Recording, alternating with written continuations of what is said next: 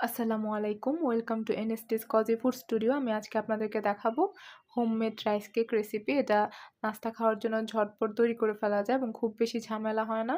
তো চলুন এই রেসিপিটি দেখে নেওয়া যাক। আর এরকম আরও অনেক রেসিপি পেতে আপনারা আমার চ্যানেলটিকে সাবস্ক্রাইব করুন।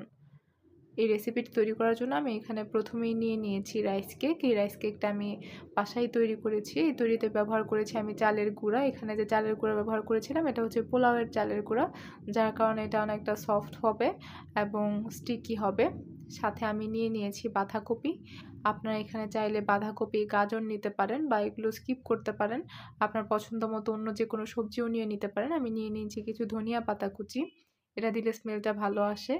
এবং আমি এখানে ঝাল ফ্লেভারের জন্য নিয়ে নিয়েছি কাঁচামরিচ। আমি এখানে একটি কাঁচামরিচ এভাবে কুচি করে কেটে নিয়েছি। চুলায় একটি প্যান বসিয়ে দিয়েছি। সাথে তেল দিয়ে দিলাম। এটা একটু গরম হওয়ার পর আমি এটাতে এখন দিয়ে দিব সসেজ। আমি এখানে ২টি সসেজ নিয়েছি। এটাকে একটু ভেজে নিতে হবে। এটার ২ সাইডেই যখন দেখবেন গোল্ডেন কালার হয়ে গিয়েছে তখন বুঝবেন ভাজা হয়ে গিয়েছে। আমি এভাবে ভেজে নিয়েছি।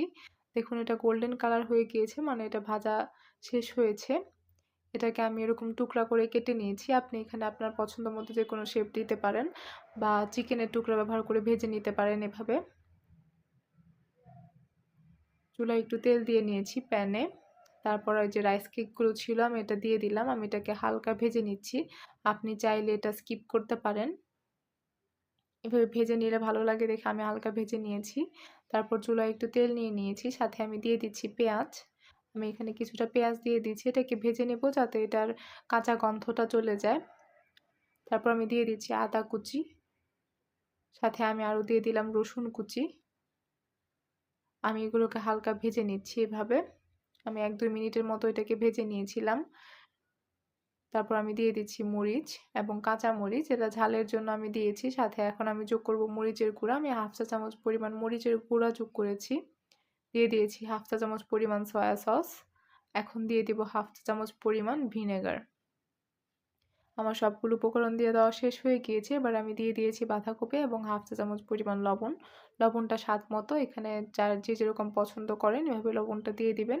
আমি এখন এটাকে সেদ্ধ করে নিব। আপনি এখানে চাইলে ক্যাপসিকাম বা অন্য যেকোনো সবজি, গাজর এসব ব্যবহার করতে পারেন। আমি এখানে বাঁধাকপিটাই ব্যবহার করেছি। এভাবে হালকা নেড়ে-চেড়ে বাঁধাকপিটা ভেজে দিচ্ছি।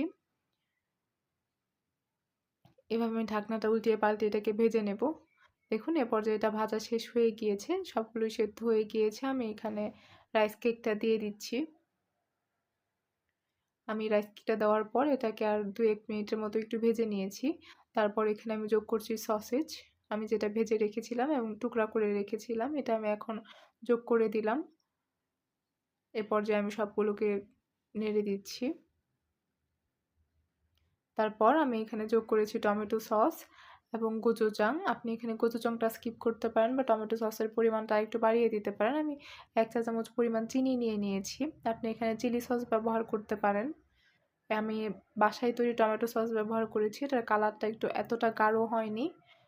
দেখতে পাচ্ছেন, কারণ এখানে আমি কোনো কালার ব্যবহার করিনি, তাই এখানে কালারটা এরকম গাঢ় হয়নি। আমি দিয়ে দিচ্ছি ধনিয়া পাতা। আপনি টমেটো সসের পরিমাণটা আরও বাড়িয়েও দিতে পারেন। আমি এখানে ৬ চা চামচ টমেটো সস দিয়েছিলাম। আমার সবগুলো মিক্স করা হয়ে গিয়েছে। এ পর্যায়ে আমি এটাই সব দিয়ে দিচ্ছি একটু তেল। এই তিলটাকে আমি আগে থেকে ভেজে নিয়েছিলাম। তিলটা আমি উপরে দিয়ে ছিটিয়ে দিচ্ছি। এভাবে সবকিছু নেড়েচেড়ে আমি ভেজে নিচ্ছি। তারপর এই পর্যায়ে আমি এটাকে চুলা থেকে উঠিয়ে রাখবো। দেখুন খুব সহজে তৈরি হয়ে গেল এই রেসিপিটি। এটা নাস্তা খাওয়ার জন্য খুবই পারফেক্ট। অল্প সময়ে তৈরি করে ফেলা যায়। এরকম আরও অনেক রেসিপি পেতে আপনারা আমার চ্যানেলটিকে সাবস্ক্রাইব করুন। আল্লাহ হাফেজ।